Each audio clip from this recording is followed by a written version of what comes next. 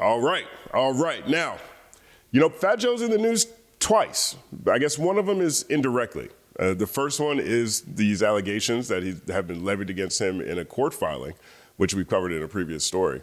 And the second one is through a Jim Jones story that takes place on the Jada and Joe podcast. So Jadakiss and Fat Joe interviewed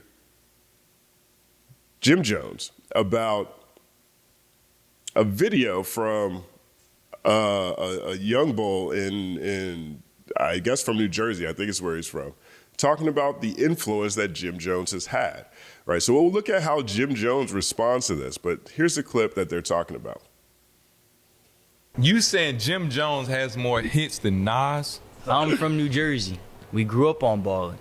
That's one. We did not grow up on one mic. Pop Champagne, Summer in Miami. That's a classic. If I rule the world. Summer in Miami is a classic. I mean, perhaps generationally, but this is the first time I ever heard anybody say that. The first two, definitely, I could see that.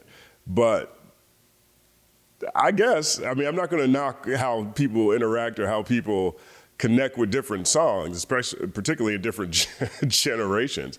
If this guy's in his 20s, well, that's prime Dipset era, so I'm sure, that represented for the region quite a bit. I was in New York during those years, and so I do remember the impact that, particularly Jim Jones' solo career, because I'm actually a big fan of Jim Jones' solo career. I think if you really look at Jim Jones' solo career, probably the best in Dipset. It's definitely the most relevant right now, without question. It's been that way for a while. But where Jim Jones started to where he is now, I don't think very many people thought that Jim Jones was going to be rapping at the level that he is currently. You can argue perhaps he's always been influential one way or the other, but right now he's actually, to me, surpassed a lot of expectations I think a lot of people had for him in those prime Dipset years. And I think that's a dope thing. Once again, applause to Jim Jones for that. Now, this guy right here interviewing him, this is the real MJ, right? He and I were just on the Questions podcast together last week talking about how great of a year 2005 was. So check it out if you missed it. There's a link on my social medias to that episode. I'll put a link in the description for that here too. But let's carry on. This kid is explaining why Jim Jones is more relevant than Nas. How's that comparable to those songs you just said? I'm 22. Every Nas song that my man's MJ played, we said we heard that from what, Dub? 2K. 2K. Those songs are in the video game. Okay. I have never in my life said at a party, yo, throwing that Nas right now. If you did top 3 influential people regarding dressing, swag, Jim Jones is top 3. But dressing and swag. Dressing and swag. Okay. So I get it. Like influence spans a number of different things. You know what I mean? And, it can span from rhyme style, beat selection, cultural impact, of course, absolutely. But he really is speaking to on the ground influence that Jim Jones has had, particularly in this area. He's saying he's from New Jersey, definitely through New York. Jim Jones always got his ear to the street, always got his ear to the youth. They continue. But listen, I just think it's important to point out the fact that he says if you look at the influence, dress and swag is Jim Jones, which is a huge deal, but it's not always something that most of us immediately think about when we think about ranking rappers. I mean, if we add dress and swag to it, to me, when I'm ranking rappers, dress and swag is like 7th, 8th, 9th. You know what I'm saying? But that's not everybody. That's just me. But Nas influenced Jim Jones. Cap, Chrome Hearts. He said Cap. Now, he said Cap right now. I wonder if he's saying Cap in response to Nas influencing Jim Jones musically, or if he's just saying Nas and Jones influencing Jim Jones fashion-wise. And Nas had Esco. Nas had that part in his head. Everybody wanted that part. And the fade in the part was crispy. That was a super Nas thing. But he said Cap. All right, let's see where this kid going. And the BB Simons belts and all that, Jim Jones is like top 3. So where you put Max B? Nobody was wearing Ed Hardy. Nobody was wearing True Religion. Nobody was wearing Chrome Hearts. All that was white biker stuff. He brought that into the culture. Well, And how so old are you, real quick? 23. 23. So Nas first dropped 94, right? So that's a different time period where this is not really even checking for numbers yet. He came in at a period where he's just checking for the skill of the game. You're comparing two different eras, and I feel like it's a little bit disingenuous. It's the difference between being in the game and being relevant. But- Jim Jones is more relevant than Nas. Jim Jones and Nas are He says it so confidently. Jim Jones is more relevant than Nas. Wow. in the same era. Jim Jones is 48 years old. Nas is 51 years old. Jim Jones just wasn't a rapper and didn't know how to rap when Nas was rapping. No matter what Jim Jones has improved to, it's still not Nas. But you know, it's Nowhere near. Nowhere near. Let him know, MJ. 1 second applause. V12 funny. and a Honda is You not know a what- Lamborghini. But you know what's funny? The last Nas album is not better than the last Jim Jones album. It's not better than the last 3 Jim Jones My albums. what? I don't know. I mean, look. Yes, if you're talking about the last Nas album, this is the King's Disease and the Magic Run. All right, Magic. The first Magic to me is one of the best projects Nas has ever put out. I put that in the top 4 Nas album. The first Magic is top 4 Nas. That's everything I want to hear from Nas is on that first Magic. But you can't look at the success of King Disease 1. That's his first Grammy win. Perhaps that's a Lifetime Achievement Award, but nevertheless. King's Disease 2 to me is the best of the 3. The best of the 3 is King's Disease 2, in my opinion. And King's Disease 3 is dope too. No shade against anything Jim Jones has done. Right now, if I had to pick a member of Dipset to put out a project, or which member of Dipset I'm gonna reach to a project from first, right now is Jim Jones, without question. But what we're watching here is the difference between this is another example of the generational divide right here. It's fascinating. By what? Yeah. By bars, by everything. El Capo, It's better the than Deluxe is better than King's Disease. El Capo, the Deluxe, is better than King's Disease. All right, so the kid stood his ground. He let it. He. I don't know if we got necessarily details, but he did talk about Jim Jones' fashion influence, which you got to give him that. You got to give him that. He definitely's got a bunch of chrome hearts, all that kind of stuff. Jim Jones is very early on that, and he personally believes that Jim Jones' album is better than what Nas has done. So shout out to that kid. 1 second applause. He's holding his own. Now Jim Jones went on Fat Joe, and Jadakiss, Joe and Jada. And they asked him about this. They asked Jim Jones about this. Now listen to what Jim Jones says. I recently saw a clip on Instagram where a young kid was comparing you to Nas and saying that you got Yeah, that's my young boy. big hits. He's wild. Yo, he looked to you. He learned how to wear the BB Simon belt from you. He got his swag. Like, how crazy is that? Because in my era, you know what I'm saying? Nas is like a god. In my, right? era, in my era too. So to be compared- In my era too, it's so funny because they're about the same age. They are about the same age. There's only 3 years apart between those two. Let me that young kid out. Let me. He was young, and we loved that he loved Jim Jones. I want you to break it down. Let's break this down. I admired Nas, but remember Nas' first record, The Barbecue, came out when I was in 11th grade. Yes. So Nas was my idol when I was young. Like you did, came to dressing, the wordplay, the music, everything. I was a superior Nas fan. Period. I'd never take that away from him. But then as I got in the game, you got to realize that your rivals would be idols, and not to take anything away from that. I developed my own style and my own lane that these kids start to gravitate towards the same way I gravitated towards Nas when I was younger and things like that. It's a whole different generation. We're talking about 94, 93. I was in 11th grade. Nigga, it's 2025. There's a big gap there, you know what I mean? And I want people to understand that. So when Shorty's telling people that, yeah, he's 20-some years old, that goes to show the part of the era that he's in, that I came into light and started going crazy that these kids love me. They don't really know who Nas is. If he's 22, he's born in 03.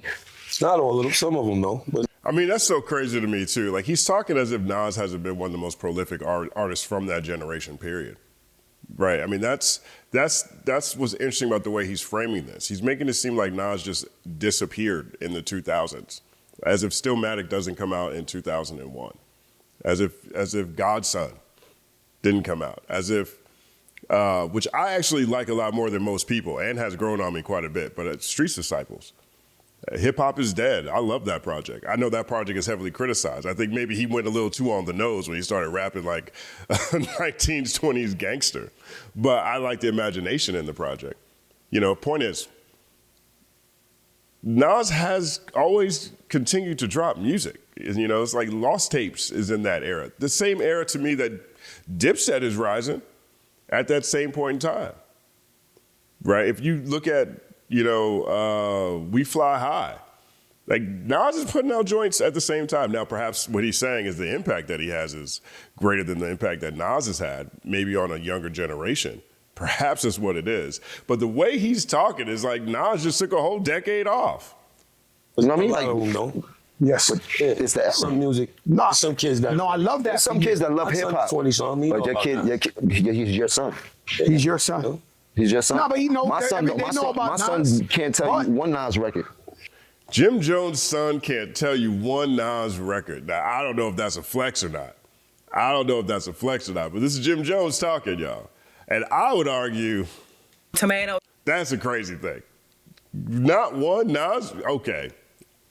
You heard? Like, let's keep it a buck here. Yeah, but Like, let's keep it- let's keep it a buck. You heard? Let's keep it a buck because you'll bring it up. There must be some type of misconception or what's that word when it comes to Miscommunication. Jim Jones and what Jim Jones have done in this game. A lot of these rappers, We made him take the darkies off. a lot of these rappers have done a tremendous We made him take the donkeys off. 1 second applause.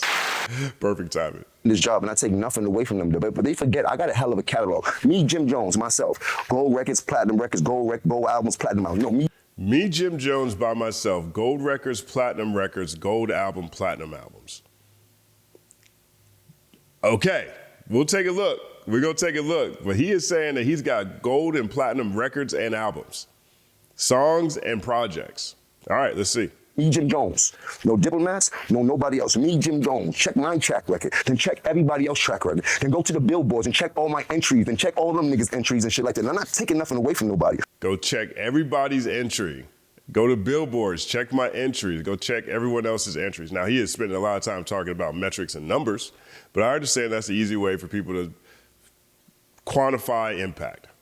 But I hear the comparisons and the niggas be trying to act funny when it comes. No, I've been spanking a lot of this shit. I'm talking about the industry. I've been putting on. So let's not get into that where we get into numbers and I got to show you the statistics of what I've done. You heard to what other people was done. You heard them. You want to go to the billboard entries, pull up Nas billboard entries and pull up my billboard entries. All right, let's do it. I'm with it. All right, let's go to pull up billboard entries. Let's see what we got. Jim Jones, chart history. Here's your billboard history right here. Jim Jones, chart history. Billboard Hot 100, 0. 0 number ones, 1 top 10, and he's got 2 songs, right? So his first song, We Fly High, which we all know, classic song, big record, big record, came out in 2006, peaked at number 5. And then his second one, Pop Champagne, with Jim Jones, is his song, Jim Jones and Ron Browns featuring Joel Santana. That was a big song too, right? Those are his Hot 100 entries. All right, so here's Nas's. This is what Nas got, okay? Nas has 2 top 10 hits and 27 songs, right? So let's just look at it. Jim Jones, 2 songs. Nas, 27 songs. 27 songs. It's not even, it's not close at all. Like if you were to listen to what Jim Jones is saying right now, you would think that they were a lot closer than they are. You'd think that the gap wouldn't be 2 to 27. It wouldn't be a 25-song gap the way he's talking. And this is no disrespect to Jim Jones. I'm in the camp that thinks Jim Jones has overachieved from expectations or projections that people might have had for how dope, how long-lasting, how much longevity Jim Jones was going to have. Even when We Fly High came out, people were like, oh, shoot, Jim Jones really got one. Really got one. Like, that's a big song. Nas has a top 5 song too, as well as Missy featuring Nas, Eve, and Q-Tip. Now, perhaps this is what he's trying to say here, right? What's his other top 10 song? This says he has 2 top 10 songs. So he's got, and then I'm Gonna Be All Right, Jennifer Lopez featuring Nas. So perhaps that's what he's saying, right? Nas has 27 songs that are in here and 2 in the top 10. And those 2 in the top 10 are a Missy song featuring Nas and a J-Lo song featuring Nas. Perhaps this is what Jim Jones is saying, right? Maybe this is what he means by this. Because if you go back to Jim Jones's, he only has 2 altogether, but those 2 are his songs. They're his songs. So perhaps that's what he is saying here. Nevertheless, 2 to 27, not particularly close. Not particularly close. Let's see what the Billboard 200 looks like. Let's see what the albums look like. All right, let's see how the 200 looks like. Let's compare the two. All right, so Billboard 200 these are the albums chart. So this is Jim Jones' album chart. Jim Jones has 3 top 10 hits and 9 titles. All right, so it's top 10, Poem. This is the project that has We Fly High on it. Harlem, Diary of Summer. This is my favorite Jim Jones, at least back then. This is my favorite Jim Jones project back then. I like this project a lot better than Poem, to be honest. That was number 5. And then Pray for Rain in 2009 peaked at number 9, right? You got On My Way to Church over here, number 18. You got Harlem's American Gangster, number 19. You've got Capo, number 20. You've got Mob, the album, number 29. You got Wasted Talent in 2008. Wasted Talent in 2018. That's 131. And El Capo, 2019, 114. Right, so since 2011,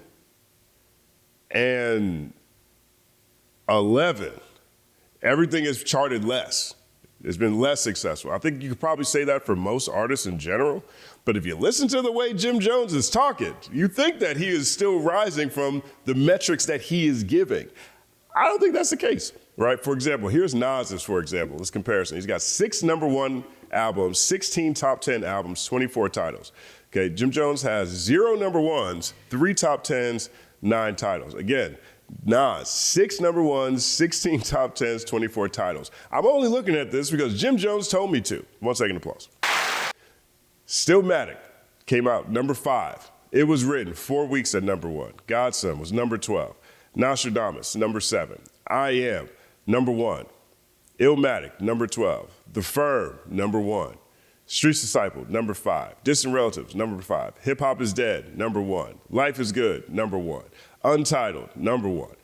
You know what I mean? If you look at this, like from Illmatic to Stillmatic is 123, but I think Illmatic Live from the Kennedy Center, 192, and his greatest hits, 124. Those are the only albums that he has that are in the hundreds. In the hundreds. Everything else, it's at least below 100. I don't know. I can't give it to Jim Jones on this. Like, Jim Jones sound kind of delusional right now. Kind of delusional. I will give him credit to say that his 2 most successful songs are his songs, whereas Nas's most successful songs are features. I give him credit for that. But if you listen to the way Jim Jones is talking, that don't sound like what he talking about. Listen, we can't compare the two. What I'm trying to tell you is I want to go there. Hold on. I want to go down the line now because now we going down the line. He's a rapper and I'm a rapper. Listen, no. Let's go statistically. It feels great. No, but I want to go statistically because when people be like, I feel the same way. We all feel the same way. Forget about the numbers. My numbers back up. Let me step up to the forefront. Us in the music of hip hop culture have a problem. Is a thing. And there's nothing, the world goes off numbers, but in hip hop, we don't pay enough homage to those before us the correct way. And sometimes it's even myself. So I like what Jade is saying right here because I also like the way MJ framed it, or at least MJ's co-host framed it in the initial clip when we saw the kid explain why Jim Jones is more relevant than Nas is. But truthfully, I mean, whether an album did well or not, that's always been something that was cared about or reflected on to a degree, but it wasn't the standing. It wasn't what made an artist dope. People didn't look at the sales of a project to tell whether the project was good or not. That was something that came along later. And Jim Jones is trying to use the modern standard, which is chart position, and he's still losing that one. We just looked at it. Still losing that one. Okay. But I find what Jadakiss is saying to be trying to bridge the gap here, right? Jada's like, we don't treat our legends with respect. Now, Nas is older in a music sense, but again, they're 3 years apart. They're in high school at the same time. Okay? And I wouldn't say that Jim Jones has caught up to Nas. I would not make that argument. That's not something I would say. But that broader point about us not giving love and respect to the elders, I think rings true, because there are so many pivotal artists who came from generations prior to big data and daily streams that were more impactful, more revered, more talked about, more respected than perhaps their chart position would dictate and would state on its own. So it gets no other genre of music fucking, I don't even know who to use. Yeah, but you gotta understand, hip hop is like basketball. Jelly Roll's never gonna say that about hip hop is like basketball. Jelly Roll. John Morant get on the court with LeBron. He's going to kill LeBron. So this is what this is about. Song, any of that shit is murder. This is what this is about. There's nothing that there's never is me. You putting me up against anybody, I'm taking me every time. Every time. Okay, every but time. let In all me say categories. something though. You're supposed to. You're supposed to. 1 second, plus. In every category, I get busy. You started off saying you grew up watching Nas. The only problem, I didn't take that away from the only situation I'm saying now to you, right? There is no situation. I always tell people kids that should story. worship you. You fucking started. No, I'm not doing this. I'm not doing. I did not know it was gonna be going mad there. at you because you're really friends with him. He gonna be You heard? mad at you. Not me. Y'all really friends. Y'all really friends with him. He gonna be mad at you, not me. Yeah, I don't know him. I don't know Nas. See, this is where Jim Jones, perhaps this is part of the influence that Jim Jones has had, away from just, his fashion choices, the influence he's had stylistically. But Jim Jones has also been in the media quite a bit. He is a social media guy, right? And that is another aspect, if you're looking at a generational divide. Well, Jim Jones spends more time online than Nas does. Nas is making music for a different perspective. Nas's music is growing with age. It's becoming, it's always been high-minded, always been lyrically creative, always diverse in its approach and execution. I mean, that's just what Nas has been.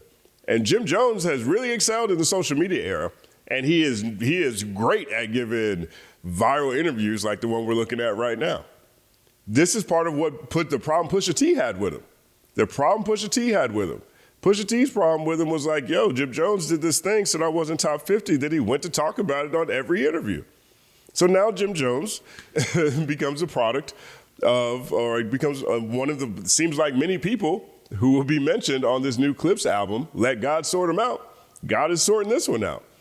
Now Jim Jones is taking the same energy that he had talking about Pusha T, and he's taking it to Nas.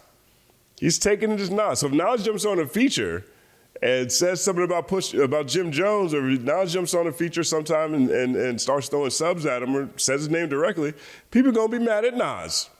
People are going to be mad at Nas. All because Jim Jones, I believe, is taking offense in this conversation, perhaps where he shouldn't, because Jim Jones in this conversation is the one bringing up the numbers. He said he wants to do it statistically. Statistically, let's look at the difference between these two.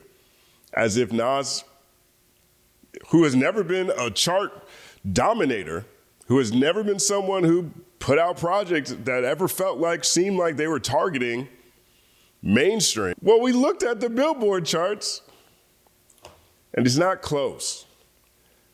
I will give him that his two biggest songs, his two top 10s are Jim Jones songs. And Nas's top 10s are features on other artists' songs, particularly pop songs. I'll give him that.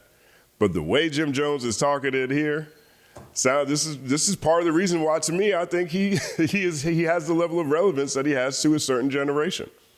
We could talk about the music itself, sure, but I think it's the fact that Jim Jones goes outside, has crazy interviews, viral interviews, and utilizes social media, and is always in the news with some sort of friction with somebody for the past 10 years.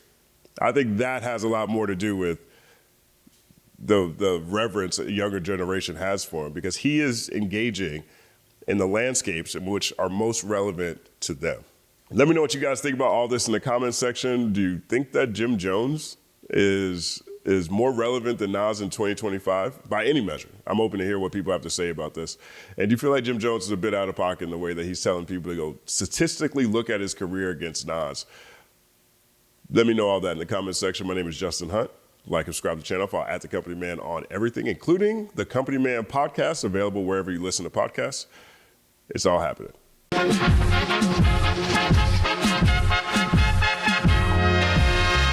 Justin Hunte is here, it's all happening.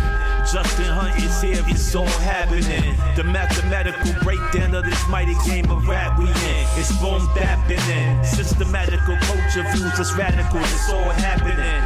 Shaking hands and dapping it. Life through the lens of hip hop, from trip hop to yes, yes, dog. You don't stop, you don't stop.